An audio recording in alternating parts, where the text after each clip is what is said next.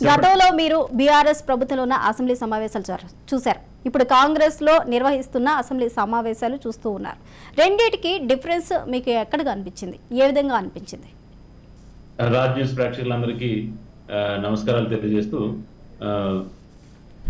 అంటే ఇది ఓన్లీ కేవలం గత 2-3 రోజులే కాబట్టి ఇక ముందు ఈ యొక్క ధోరణులు ఎలా ఉంటాయనేది ఇందాడ పెద్దలు సత్యం గారు చెప్పినట్టు విధంగా వ్యక్తిగత ఆరోపణలు, ఈ కేటీ రామారావు కావచ్చు, లేకపోతే రేవంత్ రెడ్డి గారు కొన్ని సందర్భాల్లో వ్యక్తిగతంగా ఆరోపణలు చేసుకోవడం అది హర్షించదగింది కాదు.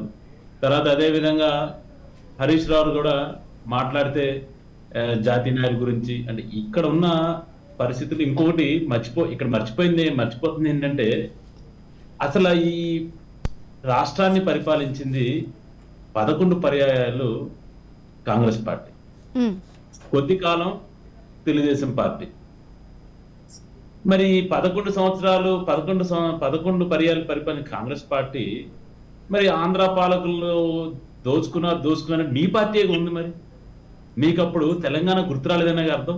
తెలంగాణ అన్యాయం చేసి మీరే ఒప్పుకుంటున్నట్టు కదా. ఇందాడ వారు అసెంబ్లీలో ఆయన చెప్పడం, అంటే అసలు గత ప్రభుత్వం ఎందుకు మాట్లాడుతున్నారు, తెలంగాణ ప్రభుత్వం మాట్లాడుతుంది. తెలంగాణ ప్రభుత్వం ఏంటి? తెలంగాణ రాష్ట్రం అనేది ఆంధ్రప్రదేశ్ లో ఒక భాగం. ఇంతకు ముందు అక్కడ ఈ రాష్ట్రం అణిచివేయబడింది, లేదా ఈ ఆంధ్ర పాలకులు దీనికి అన్యాయం చేశారు. ఆంధ్ర పాలన అన్యాయం చేయడం ఆంధ్ర పాలకులు ఎవరు?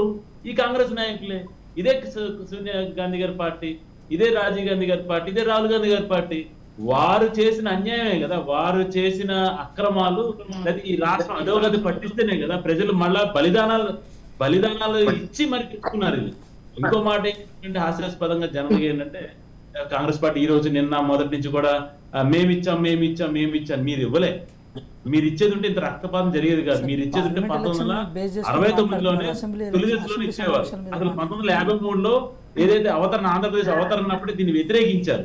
అప్పుడైనా మీదే ప్రభుత్వం ఉంది. 69లో మీదే ప్రభుత్వం. అప్పుడు మా ఖమ్మంలోనే మొట్టమొదటిసారిగా ఖమ్మం నుంచి ఈ యొక్క సపరేట్ తెలంగాణ ఉద్యమం ఖమ్మం రైల్వే స్టేషన్ దగ్గర మొదలైంది. అప్పుడు 365 మంది బలిగొంది మన ఇదే కాంగ్రెస్ పార్టీ. మళ్ళీ 2001లో ఉద్యమం స్టార్ట్ అయ్యి 2014 వరకు కూడా 1200 మంది బలి తీసుకుని ఇదే కాంగ్రెస్ పార్టీ. వాసుదేవ్ గారు, ఈ రోజు అసెంబ్లీ జరిగిన తీరులో మీరు బీఆర్ఎస్ ప్రభుత్వం ఉన్నప్పటికీ కాంగ్రెస్ ప్రభుత్వం ఉన్నప్పటికీ మీకు డిఫరెన్స్ అనేది, ఆ వేరియేషన్ అనేది మీకు స్పష్టంగా కనిపించిందా లేదా? ఎందుకంటే ఆ వేరియేషన్ గురించి చెప్తాను. ఇందాడ వారు మన కరీంనగర్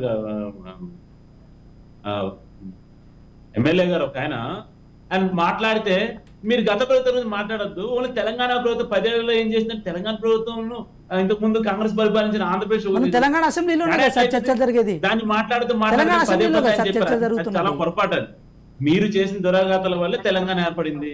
ఈ తెలంగాణ ఏర్పడి 10 సంవత్సరాల్లో మరి ఈ యొక్క బీఆర్ఎస్ ప్రభుత్వం ఏం వైఫల్యాలు చేసిందో చెప్పాలి. అంతేగాని మీరు మీ ప్రభుత్వం, మీ కాంగ్రెస్ ప్రభుత్వం చేసిన దురాఘాతాల వల్లే కదా. అది మీరు మాట్లాడుతూ దాన్ని కంపేర్ చేస్తూ దాన్ని బేరీజ్ వేస్తుంటే తప్పు. రెండోది, ఇప్పటికి కూడా కాంగ్రెస్ పార్టీ ఏం చేస్తుందంటే, ఇందులో ఇన్ని అప్పులు ఉన్నాయి అంటే, లెట్స్ సే ఎలక్ట్రిసిటీ డిపార్ట్మెంట్ కి ఒక 83 కోట్ల అప్పులు, ఈ అప్పులు ఆ అప్పులు ఈ అప్పులు ఇవన్నీ కూడా మొదటి నుంచి కూడా భారతీయ జనతా పార్టీ ఇదే చెప్తుంది.